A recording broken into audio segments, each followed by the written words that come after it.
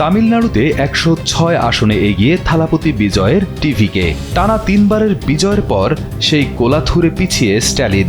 সোমবার বেলা 11:30 পর্যন্ত পাওয়া খবরে এই চিত্র দেখা গেছে।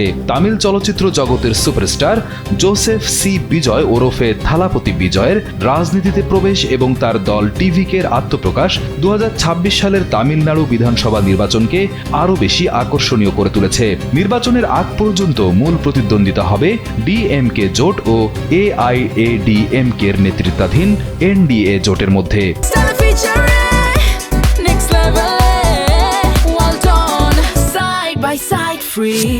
এমনটাই ধারণা করা হচ্ছিল।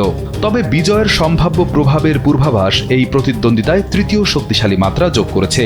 আনন্দবাজারের খবরে বলা হয়েছে, কোলাথুর আসনে পিছিয়ে স্ট্যালিন পরপর 3 রাউন্ডে এগিয়ে গিয়েছেন টিভিকের ভিএস বাবু। 2011, 2016 এবং 2021 সালের বিধানসভা নির্বাচনে জিতেছিলেন স্ট্যালিন, কিন্তু এবার তার হারের গুঞ্জন চলছে। টিভিকে নেতা ফেলিক্স জেরাল্ড জানান, কারো সমর্থন ছাড়াই বিজয় তামিলনাড়ুতে সরকার গড়ার বিষয়ে নিশ্চিত। তার দাবি, তামিলনাড়ুর মানুষ পরিবর্তনের পক্ষে। তামিলনাড়ুতে মোট আসন 234, সরকারের দরকার 118 আসন।